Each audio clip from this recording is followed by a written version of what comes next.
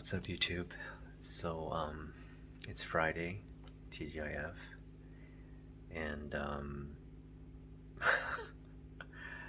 I gotta really stay off eBay.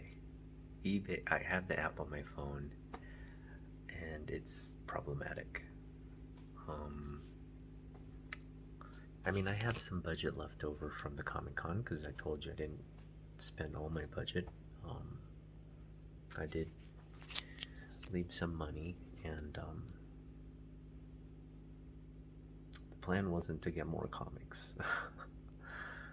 But I got on eBay, and there were just some great deals, and so I didn't pick up some comics that I wanted to pick up, and I found them on. I found some of them on eBay, and so I pulled the trigger on one. So I'm getting Batman 404, which is the Frank Miller year one. I got a great price on it, and I looked at the pictures of the comic. It looks like a really good copy, and they're claiming that it's a near mint copy. So we'll just have to see if it when it gets here. We'll have to see the condition. But I got a really good deal on it. So it's kind of like I got the price that I wanted to pay at Comic Con. So it's kind of like I would have if I had found that the book was there, but it was just all overpriced, so I didn't get the price I wanted on it. I did get the price I want on 405 though, but not on 404. So I got it off eBay, got the price I wanted. I got the price I wanted, but then I had to pay shipping, so it is what it is. And then I got this. I won an auction, so I went in because the starting bid was really low, and there was only one bid, and there was I think like 4 hours left on the auction. So I went in and I bid. I was the highest bidder, and then I think I got another counter bid, which kind of raised it up. But luckily, he didn't bid past, and I had to bid above him, and then after that, he didn't, and I still got a great deal. So it's a 20 book lot, Superman lot, and I picked it up for $20. So I'm getting pretty much every book in that lot for $1. And there's a Bronze Age Superman in there, plus a lot of the comics that I would from the John Byrne run that I wanted to pick up during Comic Con, but I couldn't. So now that I'm picking up multiple copies of the ones I wanted for $1 each. So when those comics get here, we'll do an unboxing, and we'll kind of look over the grades. There are deals to be found on eBay, and that's the issue. Like, you you're kind of on it looking for the deals, and then when you find them, you're torn. So I think the best advice is just to stay off eBay. Maybe delete the app. I'm not going to delete the app though, but I'm going to try to not check into eBay so often, and at least not look for comics I want to buy. But anyway, we're gonna go over more of my stack, and so now my Jim Lee collection has grown quite considerably, and I've been picking up Jim Lee books for the past couple of months, and it's just steadily grown. So I picked up a lot of Jim Lee books at the Comic Con. As you know, I have 3 signature series books. I'm waiting to get them back. In fact, I should write that consigner an email just to see if the books are showing up on their end as received, because I'm not getting any notification from CGC, and I know that process can take a long time for them to put it into their system as received, because they're getting graded. they'll be received at CCS. But I have no indication of whether these books have arrived at CGC because the consigner hasn't sent me an email. Maybe they have. I have to check my Otaku. No, I pretty much said, asked them to send it to my BK, my other email, but I'm just gonna email them and see where we're at. Other than that, yeah, I anticipate I have to be patient with that because it's probably gonna take some time. I know CGC's still, even though they say they're not backed up, I know that my my books, the 3 books in the value, the lower tier, are still just received at CCS.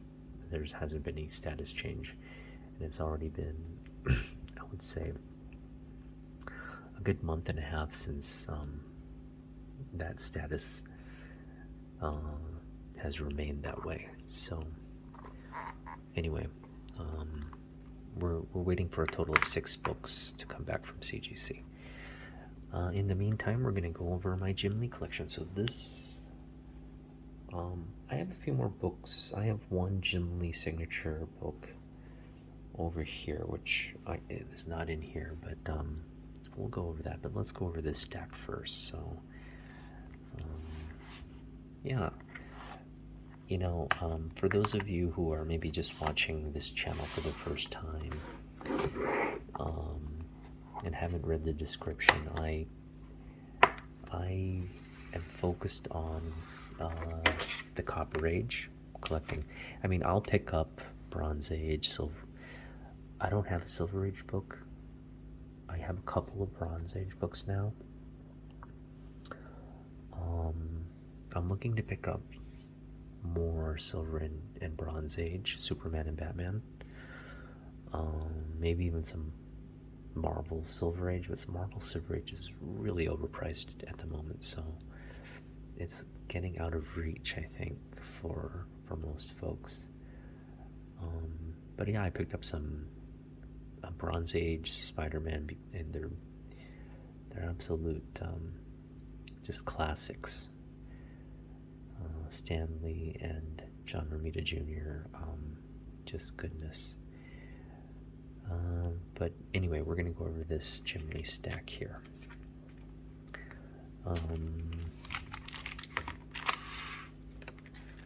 Yeah, like I said, my Jim Lee comics have grown, so this is probably going to be a multi-part video.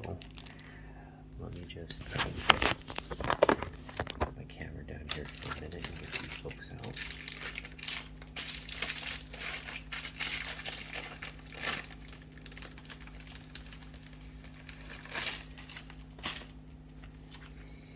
Now, one thing I'm realizing is, now that I've been on eBay, is there are actually I mean, it didn't used to be the case, but I would say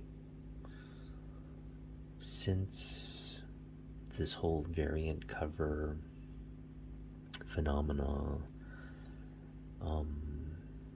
has entered I mean, the variant covers were collectibles because of, you know, their low print runs back during the early 90s, right around when Image had started. I should say, yeah, the early 90s, when Image had started. You know, they were big back then, but variant covers now are at a point where there are just so many different kinds of variant covers, and it's actually an entire sort of subgenre of the hobby, and so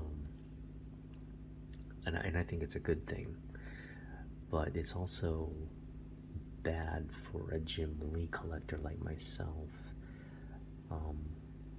who's trying to collect you know, just books in the canon that he's worked on. like that is achievable, I think, just collecting his like canon books. But when you start adding variant covers, it gets very pricey, and it also gets very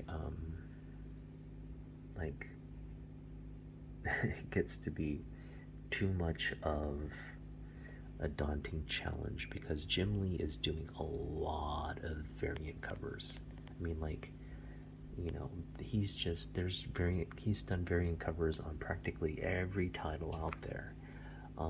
Deadpool, Wonder Woman, and then at some point you have to kind of check yourself and say, okay, is this really a path I want to go down? Because once you start trying to collect all the Jim Lee variant covers, again, it's going to put you out a lot of money, and there's just too many covers to keep up with. And he's continuing to churn out cover after cover, and you know, different. They're the sketch covers. I mean, if I were to just collect the sketch covers, that's a task in and of itself. So I want to collect all those things, but I think I have to kind of really think about not just go after every Jim Lee book, but think about the books that I really want. And so that's something I think we'll look for. But yeah. Anyway, variant covers are pricey. They are many of them are very pricey because of the low print run. So it's just something we have to keep in mind. So yeah, we're going to start with this X-Men stack here.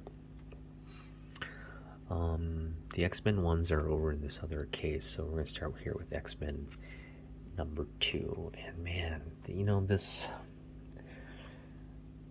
say what you will about the 90s, this is Jim Lee at his just,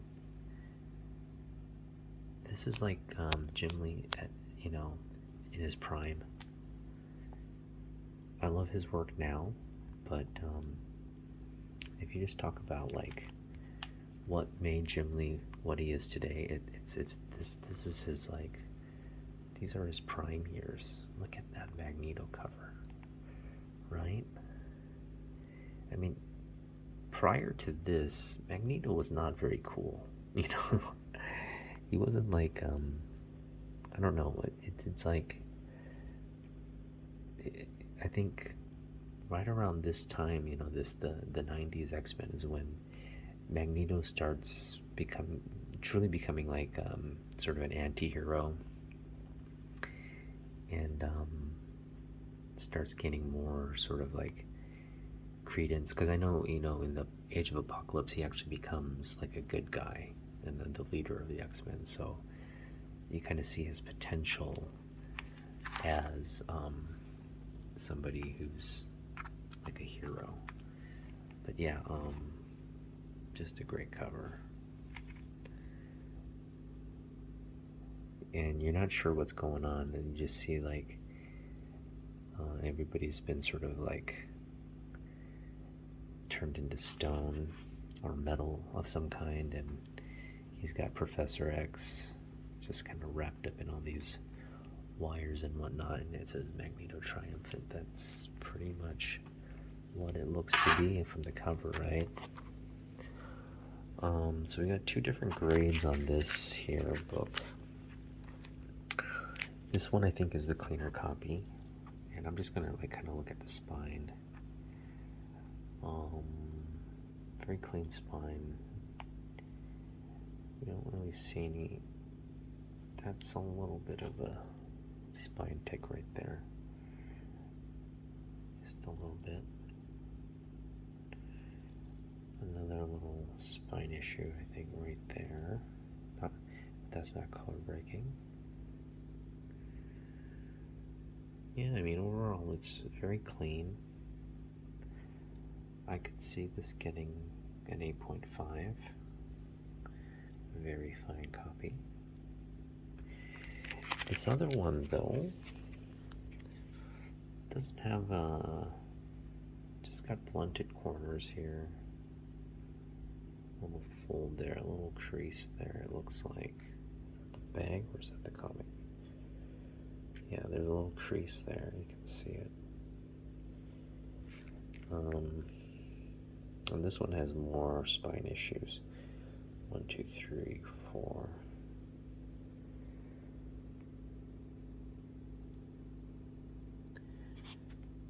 So this looks to be a VG copy. Probably like a 7.5. Either way.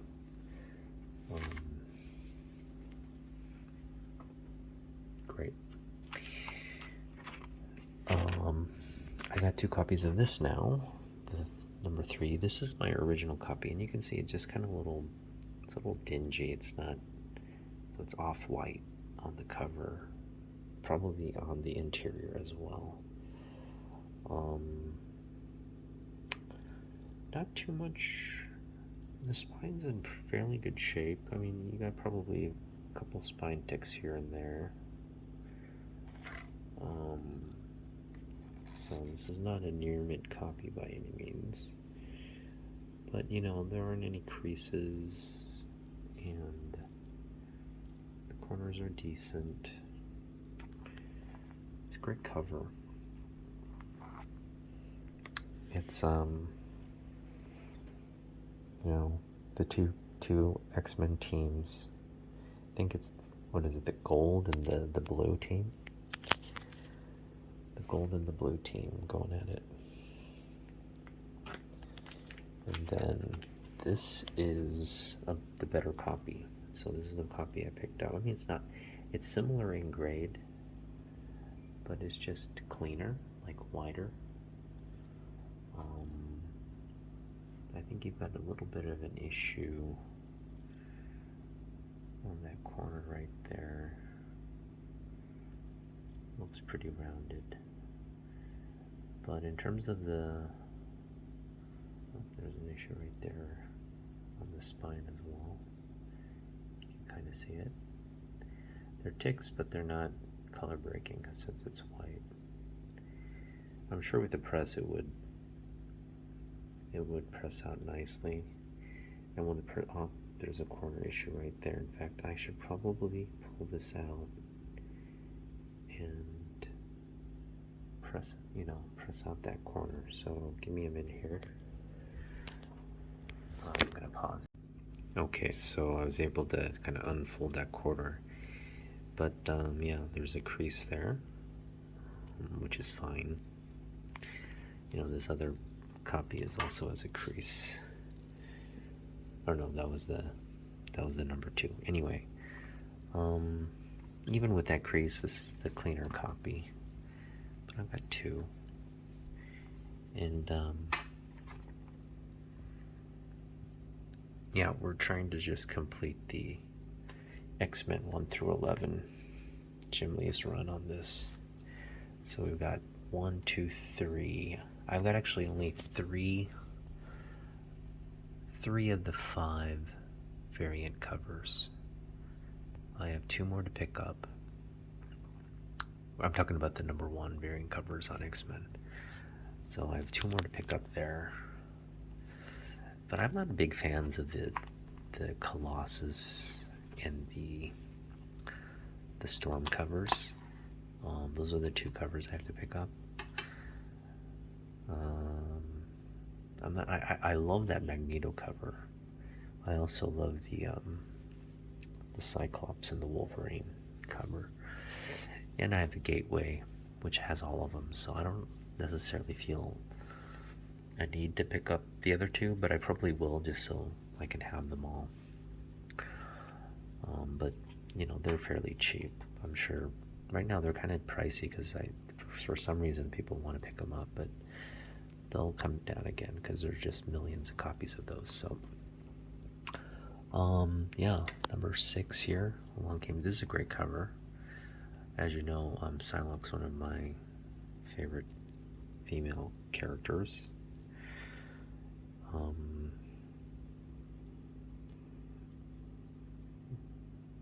Yeah, You just gotta love the Jim Lee Sabretooth.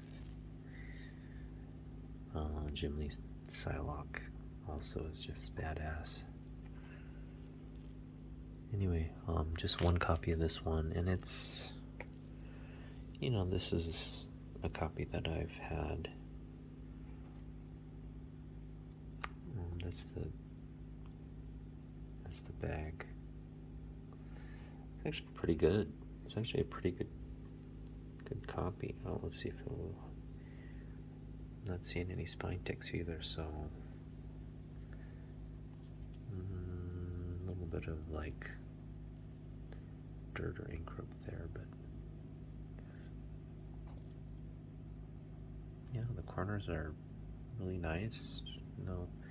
Nothing on the edges there. No wear on the edges. No creases. I think this would definitely be in the 9 range. Yeah, I picked this one up for $1. There are a couple spine ticks here, like one right there. But overall, I mean, this is probably just a nice, very fine copy. Corners look to be somewhat sharp. That one looks a little blunted there. Yeah, there's a little crinkling going on there. So this is probably, 8.5 at best, maybe a little lower. Great Omega Red Wolverine cover there. Yeah. And then on the other side we have Gambit versus Bishop. Now this is actually a really great cover. It's just that I think the inker and the colorist did not do a great job. Jim Lee did great pencils on this, but the color and the inking just, I don't know, there's just something off about that. It just doesn't pop. The colors don't blend well. Yeah. Again, great Bishop cover. It's just the color and the inking just failed on this particular cover. It could have been a better cover, in my opinion. Okay, so yeah, we've got just, let's see, 1, 2, 3, 4, 5, and then we've got number 1, so that makes 6. We need just 5 more, and of course that issue number 11 is the big one. So we're looking to pick up 5 more X-Men copies or books, and that'll complete the run there, along with the 2 additional variant covers. These Fantastic Fours are like $1. They're dollar bin books, and I picked up these two copies of this Great Thing cover by Jim Lee. Yeah, just beautiful. He does a great Fantastic Four. I picked these two up for 25 cents each, or was it 50 cents each? Anyway, picked that up for 50 cents each, essentially. And then I picked this one up for, I believe, $1.50.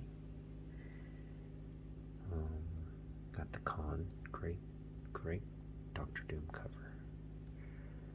So 2 great covers. I don't know if I'm gonna necessarily complete this Fantastic Four run. I think Jim did the first, like, I want to say 13 books of this run. The first 13 or 15 books of the run. That's a lot of books.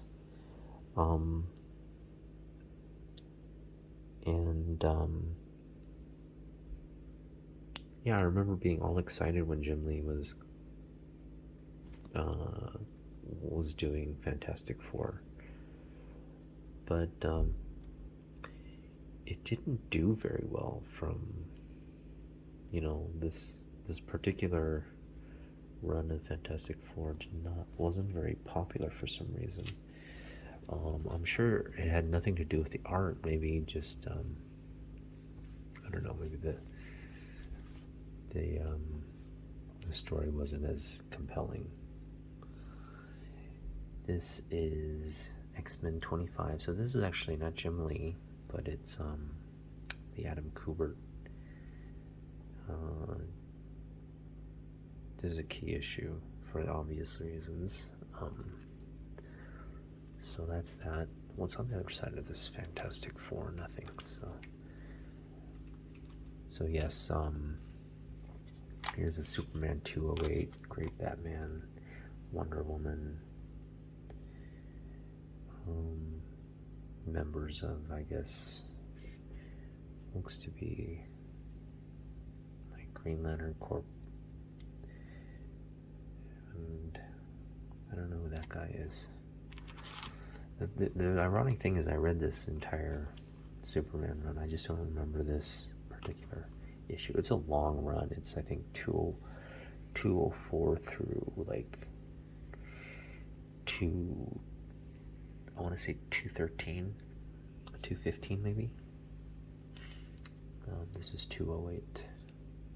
This is a very clean copy too. Yeah.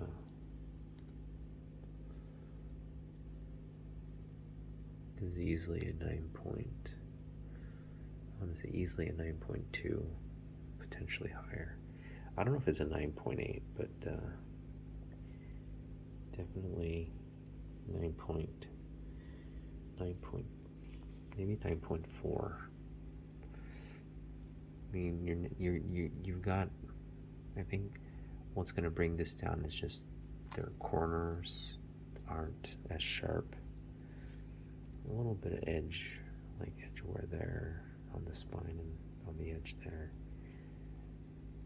Yeah, just the corners are gonna kind of knock us down, maybe knock us down to a 9.6, and then I'm sure there's just other minute issues, maybe on the back cover as well. So this would probably at best be a 9.4 at best. This is a real King copy. I picked this up for $2. There's a little bit of spine wear there. It'd probably come out in the press, but the corners are pretty sharp.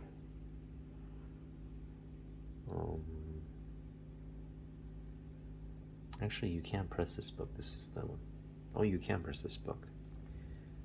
You can press this book. This is not the cardboard stock cover. This is actually a cover. This does look like a thicker stock of paper. Just a great Boy Wonder cover. Again, Jim Lee. He just has a great take on like characters. I really think like Jim Lee's Superman.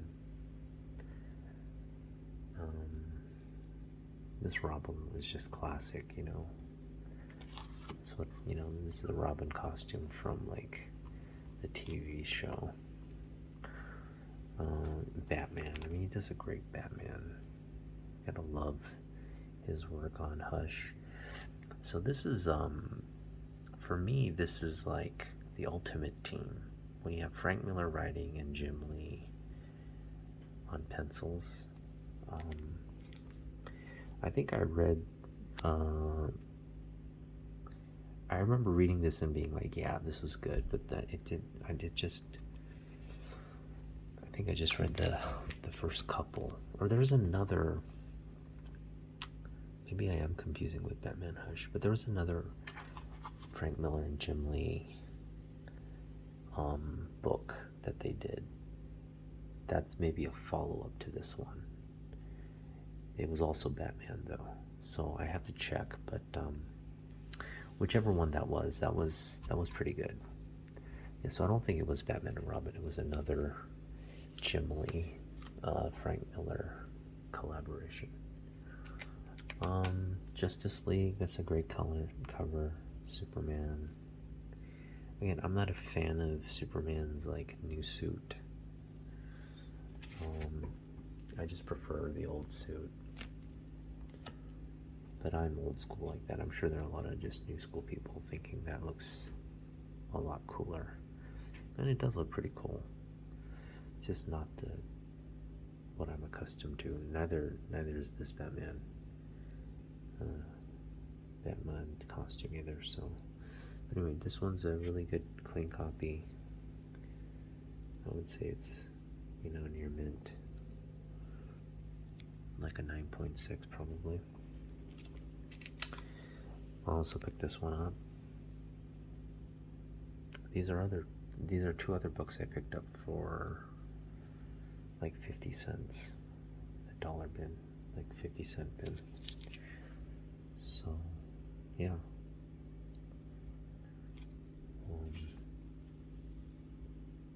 I'm gonna try to pick up that entire Justice League run, and there are some variant covers in there, like sketch and variant covers there. So,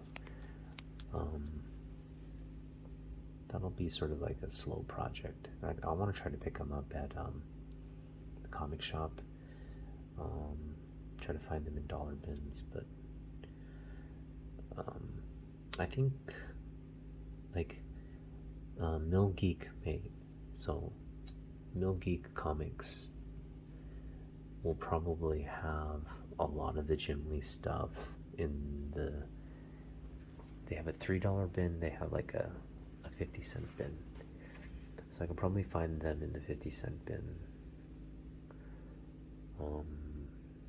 A lot of these kinds of like the Justice League and the Batman and Robin, and even the Superman, some of the Superman. The thing about Mill Geek is like their $3 bin, they've got a lot of great books in there. They're just all sort of tattered and torn. They're reader copies. And so, like, if you're fine with that, then, and I am, like, as long as it's like a VG, in the VG range. If it's too beat up, it's not something I'd want to pick up. This is a comic I have somewhere. It's probably at home, but I picked it up again just because this was like Jim Lee's like big title at Image, and he sold this, and they come out with toys and everything. And in fact, Grifter was kind of like just a badass character, like Grifter, just that mask. And yeah, I remember like getting a lot of these issues. I have a bunch of them, but I picked this up because it was $1.50. It was a really clean copy too, and so I'm sure at some point Wildcats will make some kind of debut on some movie or some kind of content. And it came with this card here as well, this wizard card, and it's like a prismatic card. I don't know what that's worth, but anyway, if the Wildcats ever do something, we'll have to see how Rob Liefeld's Prophet is received.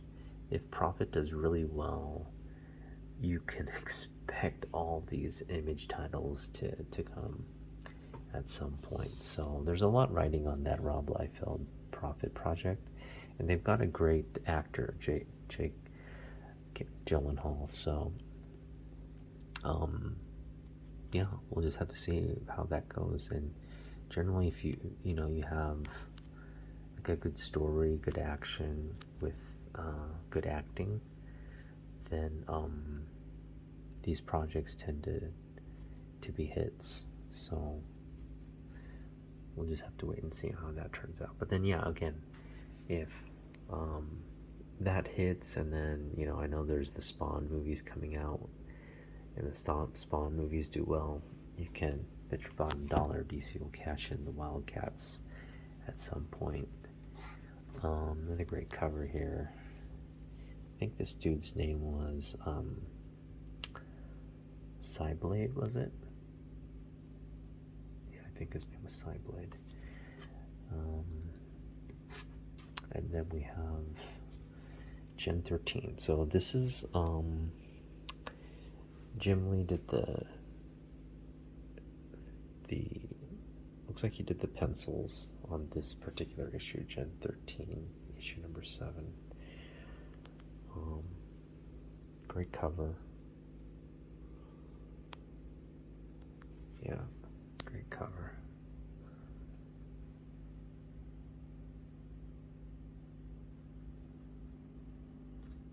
Alright, so that's that initial run. I'm gonna upload this video, schedule it, and then we'll go to my next stack of Jim Lee books. Thanks for watching.